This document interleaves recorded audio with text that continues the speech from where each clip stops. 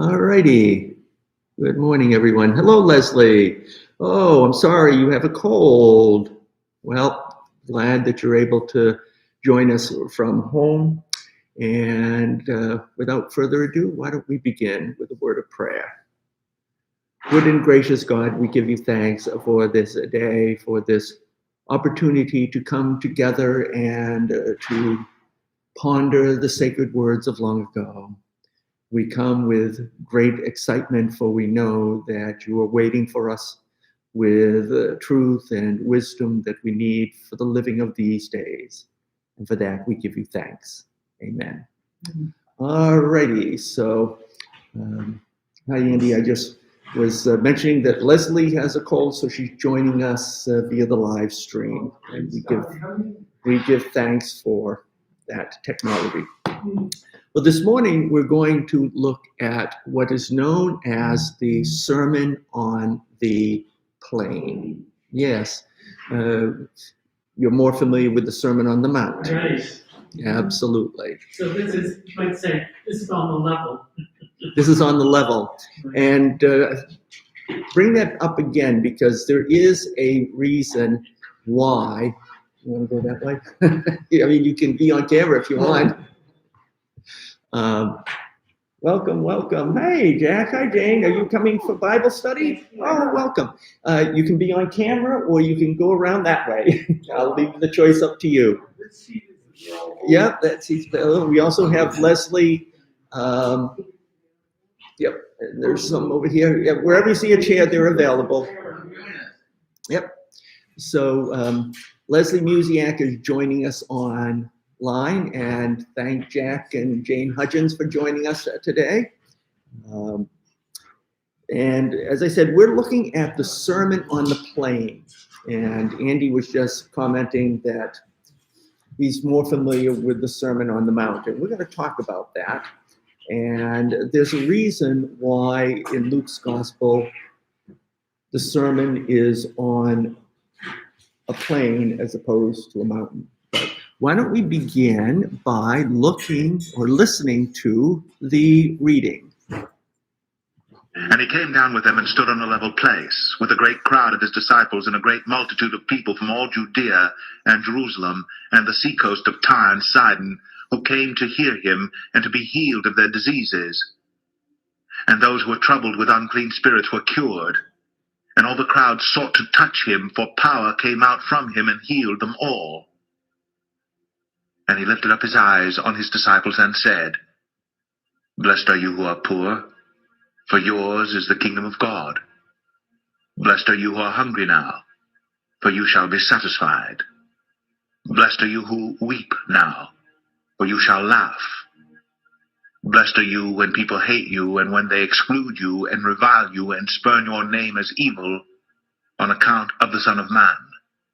Rejoice in that day, and leap for joy, for behold, your reward is great in heaven, for so their fathers did to the prophets. But woe to you who are rich, for you have received your consolation. Woe to you who are full now, for you shall be hungry. Woe to you who laugh now, for you shall mourn and weep. Woe to you when all people speak well of you, for so their fathers did to the false prophets. All righty. So that is the Sermon on the Plain. On the back of your sheet, and sorry, Leslie, I printed this up and changed it at the last minute. Good morning, Mary Lou. Welcome to this morning's Bible study. And so on the back of the sheet, which those who are here have, there is the Sermon on the Mount. I'm just going to read it and pay attention for differences between what you hear in the Sermon on the Mount and what you heard in the Sermon on the Plain. Seeing the crowds, Jesus went up on the mountain. And when he sat down, his disciples came to him. And he opened his mouth and taught them, saying, Blessed are the poor in spirit, for theirs is the kingdom of heaven. Blessed are those who mourn, for they shall be comforted. Blessed are the meek, for they shall inherit the earth. Blessed are those who hunger and thirst for righteousness, for they shall be satisfied. Blessed are the merciful, for they shall receive mercy. Blessed are the pure in heart, for they shall see God. Blessed are the peacemakers, for they shall be called sons of God. Blessed are those who are persecuted for righteousness' sake, for theirs is the kingdom of heaven. Blessed are you when others revile you and persecute you and utter all kinds of evil against you falsely on my account. Rejoice and be glad, for your reward is great in heaven. So they persecuted the prophets who were before you. So in a second, I'm going to ask a question, but first of all, to explain the difference between the sermon being on a mountain versus on a plain. Okay. The reason is Matthew was writing to a Jewish audience. He was trying to convince Jews that Jesus was the Messiah. So having Jesus go up on a mountain brings to mind what famous Jewish figure? Moses receiving the 10 Commandments on Mount Sinai. So Matthew is doing this deliberately. He's trying to say to his Jewish readers, just as Moses went on the mountain to receive the 10 Commandments, Jesus is up there on the mountain because he is taking those commandments and he is fulfilling them or explaining them in their clearest, best sense. Luke has Jesus on a level place because he's trying to humanize Jesus to help people see him as speaking to them. And also, there's that little detail in the very first verse where it says, a great multitude of people from all Judea and Jerusalem and the seacoast of Tyre and Sidon. We know that Luke was writing his gospel for a Gentile audience. He was trying to convince and let people know that the good news, Jesus, was for everyone, not just for the Jews. So that's another reason why he has Jesus on a level place. So having said that, I want to take a poll and invite those watching the live stream to chime in. If you had to pick between these two readings, which do you like better? The Sermon on the Mount or the Sermon on the Plain? How many prefer the Sermon on the Mount or like that better? Yeah. Anybody prefer the Sermon on the Plain? Okay. All right. How about Leslie and Mary Lou? Feel free to chime in. I'm going to come back to that in a minute.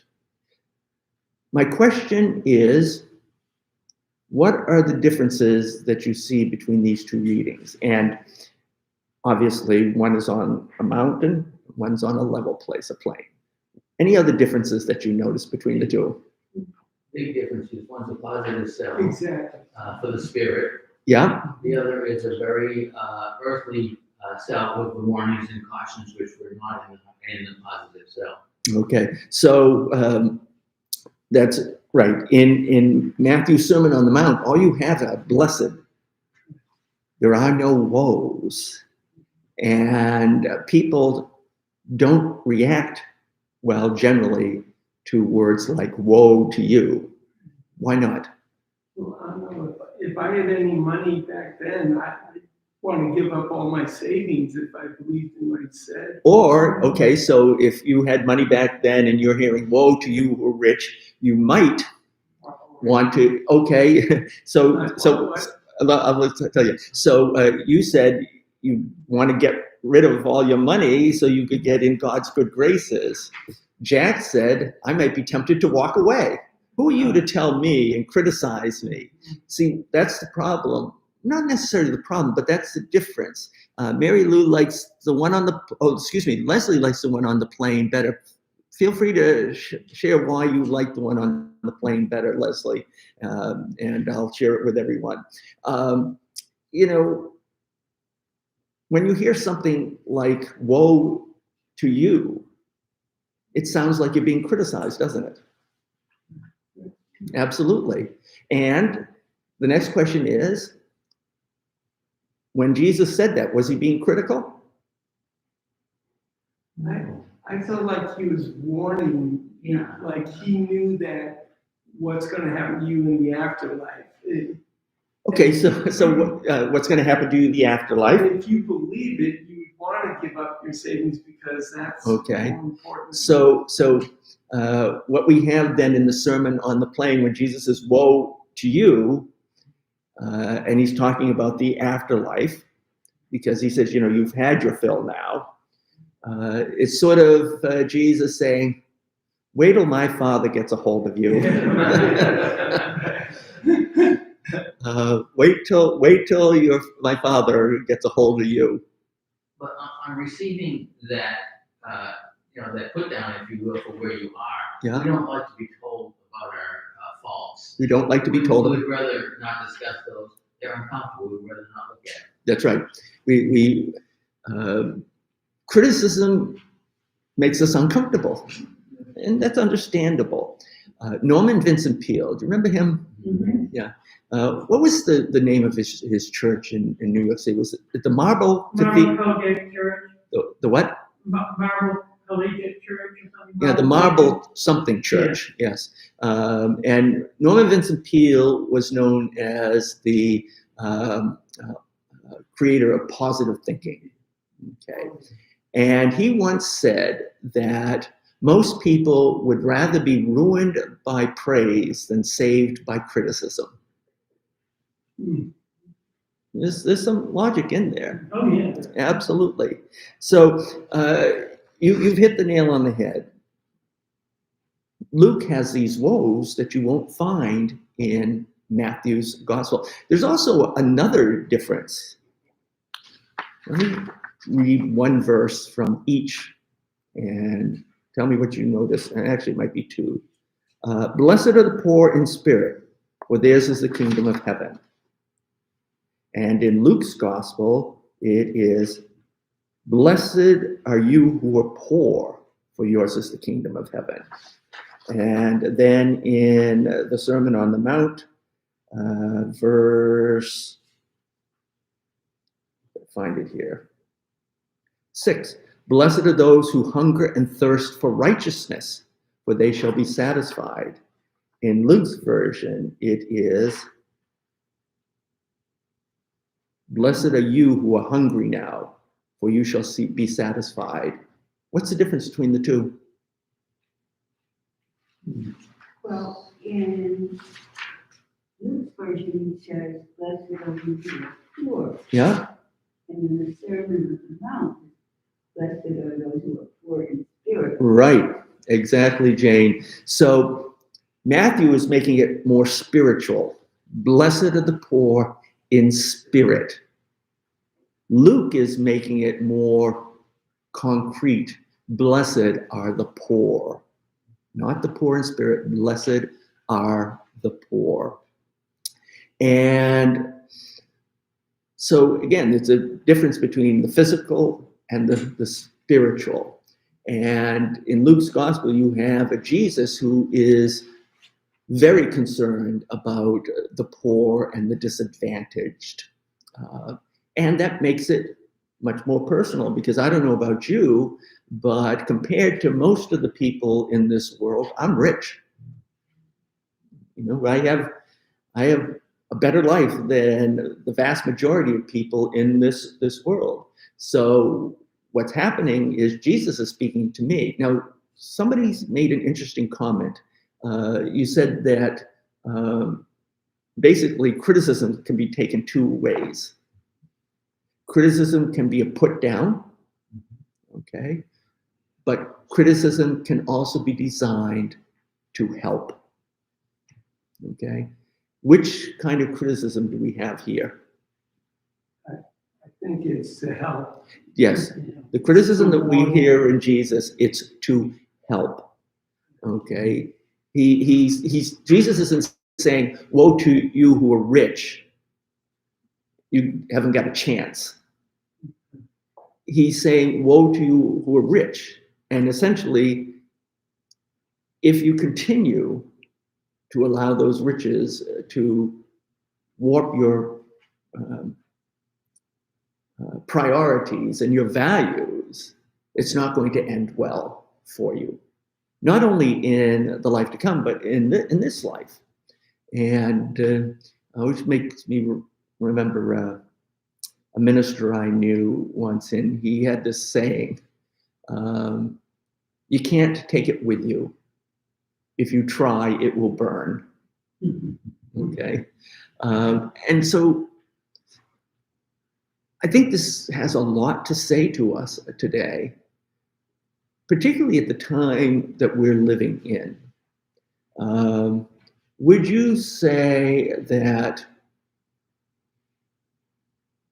we hear a lot of criticism these days? Yes. We live in a very Critical world. negative, fault-finding, criticizing time. Especially since, like, in this country, it's divided, Yes. so. Mhm. This is on the anger. That's a good point, Jack. So behind the criticism, you'll find anger And jealousy. and jealousy. Yeah. And I think that's important. It's always important to look behind the words to see what's there. And you're absolutely right, Jack. You look behind a lot of the criticism today, and it's anger. Yep. 25 and 26 deal directly with pride in Luke's. After saying, woe to you who are rich, Yeah. 24, you've received it already. And the Yeah. rest looks like it's dealing with pride. He's dealing with pride. With pride. Yeah, I think that's one of the concerns that Jesus had when it comes to riches. It can lead, and we see this in our society, okay? Just speaking in general terms, you're at a party, okay? And there is a person there who is a lawyer at a big Boston law firm. And there's a guy there who works as a janitor at that big Boston law firm. Who gets the most attention? The lawyer, generally speaking. I think that's a fair assumption. Who is admired more? The lawyer. We're talking in general. So yes, riches can lead to a sense of pride. It can lead to a sense that I'm better than these other people because I'm on this rung of that ladder of success. And that person is only down at the second or the third rung. So they're beneath me. So yes, riches can lead to a sense of pride. That's because in our society, wealth is used as a measuring stick. Is that fair? No, of course not. No. Of course not. And that's why Jesus is saying, woe to you who are rich. Because he's saying those riches can lead to a sense of entitlement. Those riches can lead to a sense of being better than. Go ahead, Don. In Jesus describing the two in the temple, the same analogy is there, the rich man praying and talking about the man next to him who are not like this. Mm-hmm. So the parable that Jesus told about the two men who go up to the temple to pray, one is a very well-to-do Pharisee, and the other is that's interesting because you know why? It just occurred to me. Well, I'm getting a little ahead of myself. So before I ask this question, the Pharisee, he's full of himself. He thanks, thank you, Lord, that I'm not like other people, adulterers, murderers, or even like this guy over here. What was the occupation of the other man who wasn't the Pharisee? He was a tax collector. That's right, Tom. Yeah. And tax collectors were wealthy. So they were So looked down on because they took money from everybody and nobody wanted it. right. And The legal thieves. the what? The legal thieves.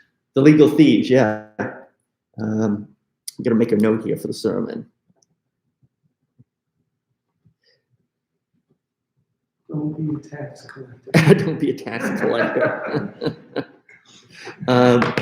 So it's interesting. So Jesus tells this parable, and who's the good guy? The tax collector, who's wealthy. The tax collector. Yeah, the wealthy. tax collectors were generally wealthy. And yet in this parable, he is the good guy. So when Jesus says, woe to you who are rich, is he saying that to this tax collector in the parable? No. No, he isn't. Exactly. So what that goes to show you is you could read this in the Sermon on the Plain, and you think some people, after reading it, would say, boy, Jesus didn't really like rich people? It's the pride of it, the things you were talking about before in wealth. Right. The lawyer and the janitor. Right. Yeah. The janitor may have been very active and devout in whatever church. Yep, the janitor, he was yep. in. The lawyer may never been in a church, but he stands there and beats his chest and said, look at I. Exactly. So Janitor could be well respected in the community. the janitor could be well respected in the community, might volunteer and do this and that. And so what we see in that example, and I can give you other examples, Jesus wasn't opposed to people who were rich. He didn't dislike rich people. Okay, so for example, we just cited the parable of the rich man, the Pharisee and the tax collector. And the tax collector is the good guy, even though he has money. What was Matthew's occupation? No, No. fishermen were James and John and Peter and Andrew. What was Matthew's occupation? Tax collector. He was a tax collector. Absolutely, he was a tax collector. Imagine that. Jesus chose a tax collector to be among his 12 disciples.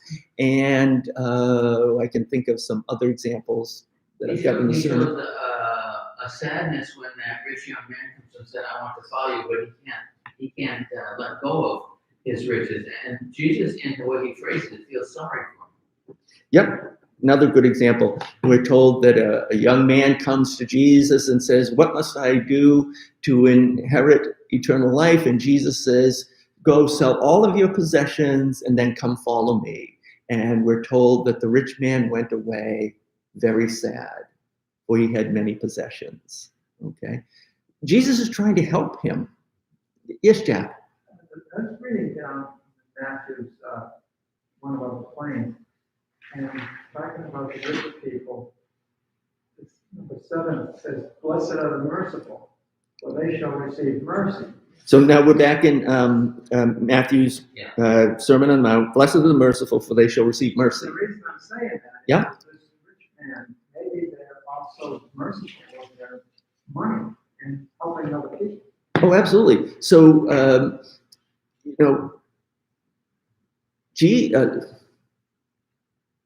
it's the most misquoted verse in the entire Bible.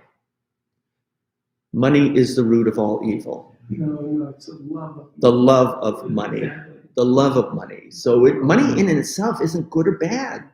It's how we use it, how we view it, what our relationship is to it. And Jesus is trying to help those who are rich. Is he being critical?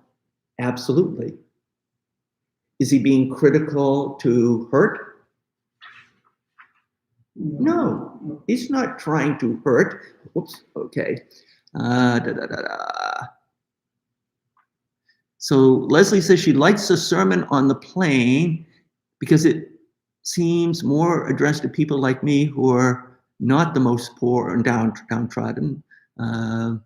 Others still need saving. You need to know what the kingdom of heaven is like. Yeah, exactly. See, so let me ask you this question. Why is it that people generally react negatively to criticism? It hurts. It hurts. It hurts Yeah. their pride. Hurts your pride? Means you might have to change. Ooh, means you might have to change. Yeah, and we all know how we deal with change. Okay, so, but here, I think there's another aspect to criticism, which is why we don't deal with it today. We've already alluded to it. We live in a society at a time where there's a lot of criticism. And Jack, you pointed it out. What's behind a lot of the criticism that we see? Anger. And I would even go further and say a lot of the criticism that we're hearing today, behind it, you'll find hate. You'll find hate. And criticism can be used as a weapon when you think about it, okay? It can be used to put someone down and to drive a wedge between people. And that's what we're seeing today. Criticism being used as a weapon. Go ahead. Martin Luther used it. I've just been reading a whole lot on him. He was vicious with criticism. He manipulated everything to force it to his way, using criticism of others as his method. Really, Martin Luther used criticism as a weapon. Yeah, he downed people who didn't agree with him and criticized them for their. Well, it's interesting that you should say that. I'm a big fan of Tudor history.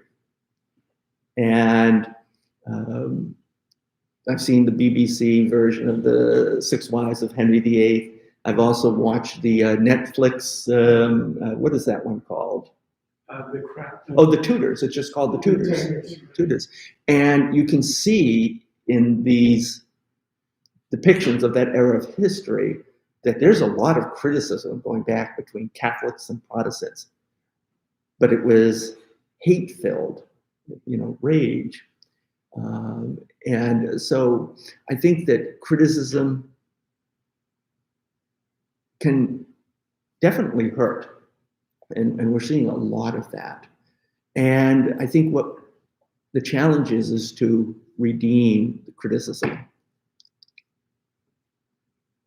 Constructive criticism is helpful, delivered with love, not from hate. And I think that's the key right there. Yeah. So when Jesus is critical, what do we find behind that criticism? Love. Because basically what he's saying is that that it isn't that he doesn't like the rich.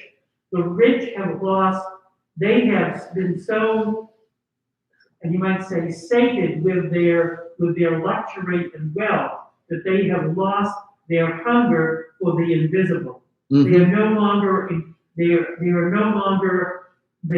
no longer seeking out those things that are important to one's inner life. Mm-hmm. And one's own spiritual life, but they just kind of luxuriate in their wealth. They're focused on this life, and that's absolutely correct when you look at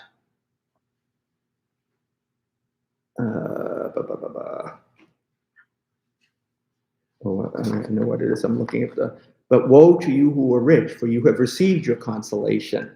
And if you read between the lines there, what Jesus is saying is, yeah, sure, you got it great now, but there's so much more to life than just what's here and now. There is a life to come, and you're going to miss out on that if you don't change the relationship that you have with your wealth. So Jesus is criticizing, but it's criticism that's designed to save, not to just put down. Go ahead. The Interpreted Bible, I think, puts it nicely when it says, they have no hunger for the invisible, because their visible possessions seem to be enough. They take life lightly and laugh off its deeper wants. They may be satisfied with the fawning and flattery of those who want their favor, and so say nothing to them but what is smooth and pleasant.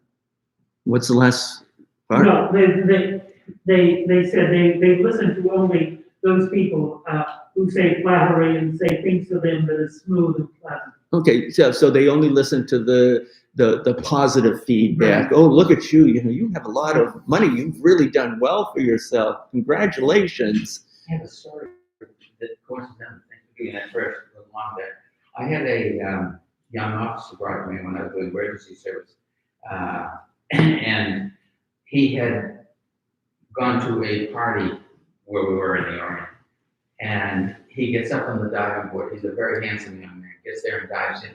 There was no water. What's that? There was no water. He jumped into the pool and there was no water? Correct. So he was brought to me because he had unfortunately, he was the only. Oh, so he dived head first? He had a major cut on his head. Look, this is lucky he wasn't paralyzed. Exactly. He was very fortunate. I let him know that. So the significant part of the story to me is two parts. Number one, he was more concerned about seeing him, so he never saw the water there. Because he was a very handsome young man. Number two, when he came to me, I said, I've got to stitch that up. He said, well, don't cut my hair. Oh, so he came because you were, I was doing emergency medical services. Okay. And so this is how I knew the story, because they brought him to me, and I ran the test and x-ray and everything. He was fine, except for the cut on his head. yeah. And I said, I've got to stitch that up. Oh, don't cut my hair. He didn't want you to cut his hair because he was that focused. Right. So because he was so focused on himself Mhm. and what people were thinking about him and how he was coming across it, he never noticed that there wasn't any water in the pool. Wow. And then in addition to that, when you went to do the stitches, he said, oh, don't cut my hair once again. Yeah, it makes me think, That's almost an unbelievable character. That Who would be that blind? with your permission, I might use that in a sermon. Yeah, you may want to add that. I might. That is really. True story, believe me. So it reminds me of the story about the young man who's driving along in his car and he gets in a terrible accident. He's thrown from the car. He's lying in a ditch along the side of the road. The emergency personnel show up and the EMTs and everything. And one of the EMTs says to him, boy, he says, you're lucky you weren't killed. Your car, though, is totaled. And the guy is lying there in the ditch. He says, oh, my Beamer, my beautiful Beamer. And then the guy says to him, what are you talking about? You're worried about your car when you could have been killed? I mean, look, you've lost an arm here. And he says, oh, my Rolex, my beautiful Rolex. So, but yes, possessions, wealth, riches can skew your priorities, and that's what Jesus is concerned about here. He's not condemning, he's trying to help those who are well-to-do. I guess the pride part is more what I'm focused on. In the news, just this, within the past 2 weeks, was this young woman who drove her car across the ice and it fell in the ice and it was sinking. She gets up on top and takes a selfie because the selfie of her doing it was more important than anything else while her car is sinking. Wait a minute, so she drives the car. She's driving over a frozen river.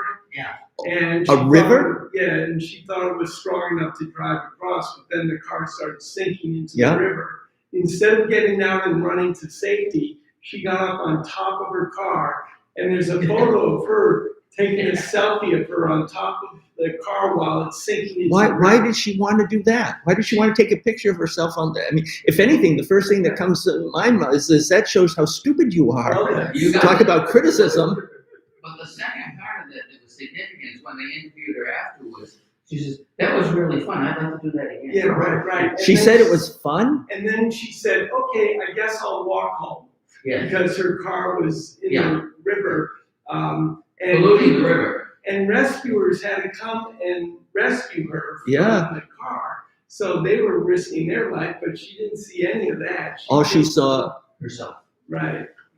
must have been a really old, junky car. No, No, it's it a wasn't. bright yellow car. There's a photo of it. It looked pretty There's got to be something not quite right with her, because This was the rich kid who had everything concept to me. rich kid, how Yeah, old was she? Everything. The material part, she had everything, could have everything. Oh, the car is gone. She wasn't worried about it. I'll go buy another one. Yeah, I'll buy another one. She just walked. Oh, I'll walk home. Yeah.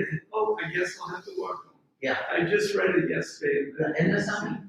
I did not hear that. That is bizarre. Yes, it is. Oh my gosh. But yeah, so I guess the question then for us is,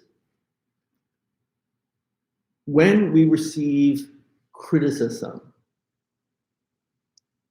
how do we make it possible so that we receive it so that it's helpful? In other words, back to what we said at the very beginning, woe to you. Jack, you pointed out, you just walk away. I'm not paying attention to that idiot. He's going to criticize me like that. The heck with him. I'm out of here. So how do we get past the initial defensive reaction? Humility. Humility. Okay. Change. Yeah, willingness. Change. Listen. Yeah. You got value. But how do you? You get to change. Isn't the normal reaction to say the heck with him? Who are you to criticize me? Like I think in my career, every year you get evaluated. Right. When they give you criticism in that evaluation, you end up, in one sense, you say to yourself, "Thank you for sharing that with me, so that I can be better in my career in the future." Okay. All right. Yeah. So you look at it as an opportunity to better yourself. Right. Okay. But isn't your first reaction kind of, oh, I don't want to hear that? Well, yeah, it's not. Oh, really? I'm like that? Wow, that's not good. Okay. So and that's one of the reasons why one of the rules of giving criticism is that you start with the positive. You say, that was a really good sermon this morning. I liked how you did that, but what were you thinking when you said that? Okay. And another question I have is, can criticism that is intended to put you down still be helpful? Yeah, it could. I think of Tom Brady, who was criticized for not being a good athlete, and he didn't get drafted until late, and that put a chip on his shoulder that motivated him to have. Oh, interesting. So he was the 199th choice in the draft. Right. Tom Brady was, and that could be seen as a criticism. You're not that good a player. Right. But he used it to motivate himself to become better. Right. Okay. And yeah, so so I'm trying to think. I remember when I was in seminary and a class we had to present a case study, and this was a case study that was from a little church I was serving, and very small, had like 50 members, and there was a woman in this church who was a bully. Oh my gosh. And she was very, well, the nice way of saying it is big boned. And she would intimidate people deliberately because she knew that, it put her in charge. And I got into a row with her. And so in this case study, sharing all these terrible things that this woman had said and done, and how unfair she had been to me, and criticisms that she had shared with me. And all of my fellow classmates were giving me sympathy and everything. And when things kind of ran their course, the professor looked at me and he said, "This woman knows you pretty well, doesn't she?" This woman knows you pretty well, doesn't she? So he was agreeing with her Yep. criticism. Which basically reminded me that, just because somebody is criticizing you in a way that isn't designed to help you, it can still be helpful criticism. What it does is it requires you to kind of sift through to own what you need to own. But, as we've been talking,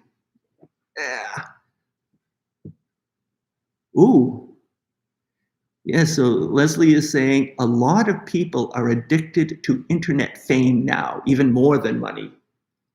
And I can think of one former president, although both in his case. But because the number of followers you have, what does that say? Says how important you are, how much people like you, how popular you are. And, I think Jesus would say, woe to you who measure importance by the number of followers you have on Twitter. The three things: wealth, fame, power. Yep. All three. Wealth, of those. fame, and It's power. how one handles each one of those. Like we've been talking about, doing the good things with it that you could. Each one of those positions is a position that has the temptation to go either direction. Okay. So my question is, how do we use our faith to use criticism in a way that is faithful?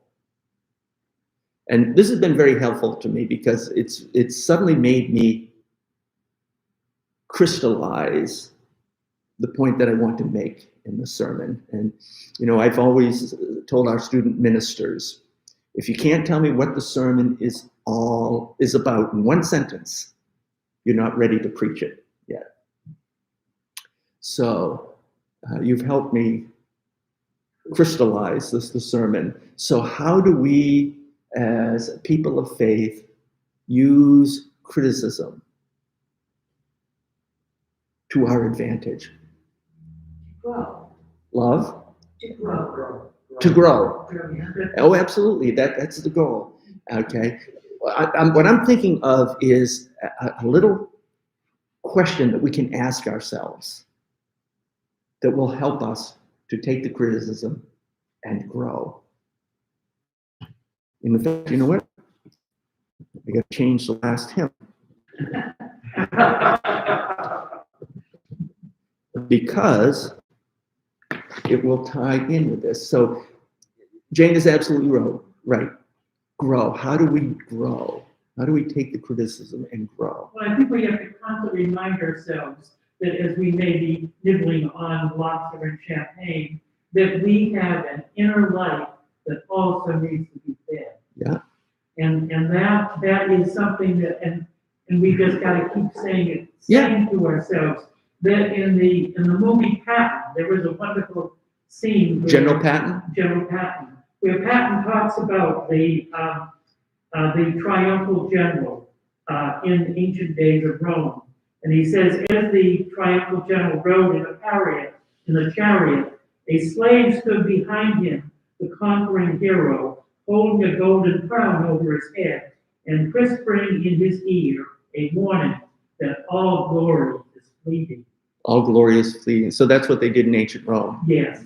Yeah. And we just need to bring ourselves, I think we kind of like almost a spiritual exercise where we bring ourselves up short and say, wait a minute, where is my life going? I have a spiritual life that also needs to be fed.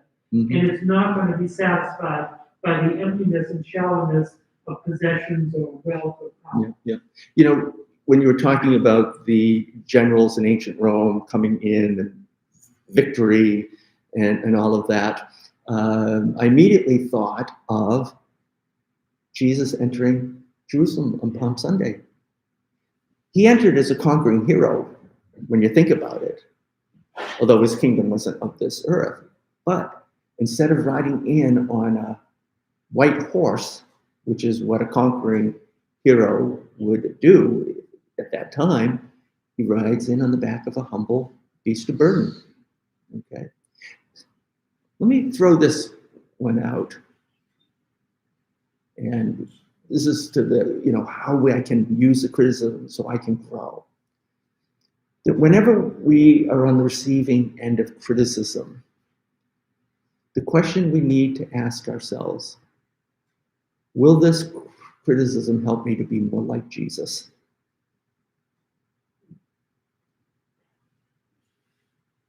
And if the answer to that question is yes, then speaking for myself, I'm going to accept that criticism and I'm going to use it to try to be more like Jesus.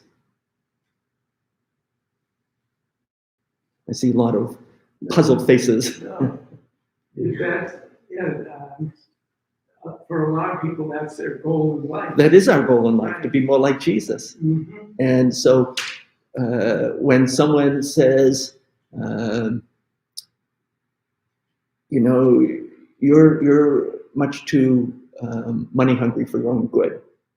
Okay, I might not like to hear that, but I need to step back and say, okay, is what this person's saying to me, is this criticism?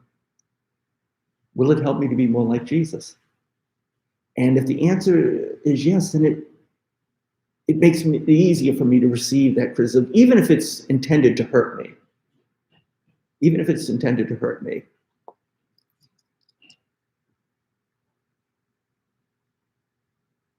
Okay, yeah, so Leslie is raising up the other side of the coin, is how do we give criticism to someone else?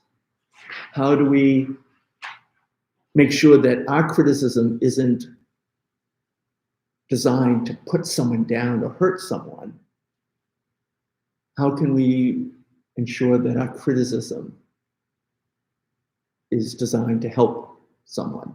Well, I think what Jack and Jane were saying is if the criticism is rooted from hate, that's destructive. But if criticism is rooted from love, that's constructive. Yep. So absolutely. And another way you can put it, Leslie said, is you ask yourself, is this criticism that I'm sharing with this other person, will it help them to become more like Jesus? You really have to think. Yeah. How it is going, what you really have to think. Yeah. About how your message is going to be received Yes. by the other person. Yes. Exactly. Exactly. And so you have to, if another way of looking at it is this criticism I'm sharing with this other person, is this designed to make me feel good? Or is it designed to help them be better? I have I need help with it, a confusion here. When I'm in a situation where there's criticism, I doubt very much that in my mind, I'm going to use that perspective. Is this going to help me be more like Jesus? I would rather think that if I have learned from Jesus to be humble and to listen, that's part of me. And I'm going to look at the criticism more from the moment rather than the spiritual. Because to me, the everyday living which Jesus has taught us how to do that is what I'm here for now. And to be more like Jesus in my mind is preparing me for future life as opposed to now. So I have a problem with putting it in that perspective for some reason or other. I would rather, just from my viewpoint, say, oh, they're telling me something I should know. What should I do? I guess that's where I would be coming from. So would it help if you rephrase it instead of being more like Jesus, just say, will this criticism make me a better person? Yeah, I'd be more comfortable with that. Yeah, right. Yeah, I would, because my faith is a part of me. It is not on this level where I'm focusing, talking with you right now. My faith is very much focusing.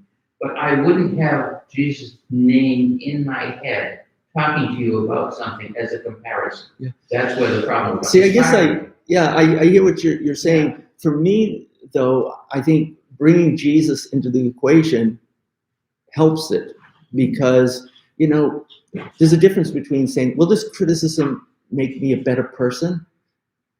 Or will this criticism make me more like Jesus? I find more like Jesus more compelling and more inspiring. The other thing, too, is if make a better person, various people will define what it means to be a good person differently. Whereas if you use Jesus as the standard, it's pretty cut and dry. So that's why I use the premise that Jesus is already a part of me. But for some people, he isn't. No, that's true. But like I said, from my perspective, that's what I personally would have. Yeah, no, I hear what you're saying. But, so yes, the goal is to be more like Jesus. But then I have to ask myself, am I 100% like Jesus? No. Always work. You're always striving to become more and more like Jesus. And so for me, I think that's the good litmus test for me is when I'm on the receiving end of criticism and I say to myself, will this criticism help me be more like Jesus? If the answer is no, then I know that I need to put that criticism aside? If the answer is yes, then I need to take it seriously, even when it's not shared in a way that is meant to be helpful. Going back to that story I shared with you from my seminary, my professor was very blunt, but he wasn't being blunt in a way that was designed to hurt me. It was designed to help me. And as I look back on it, it was designed to help me be more like Jesus. And, back to Norman Vincent Peale, all of my classmates were, boy, you were really treated very badly there. They were sort of indirectly praising me, but it wasn't helping me. The professor was criticizing me, but it was helping me. Your classmates were enabling you. In a sense, my classmates were enabling me, and they were putting themselves in my shoes. They were trying to be pastoral, but that goes back to another aspect. As a pastor, sometimes you have to tell someone something they don't want to hear.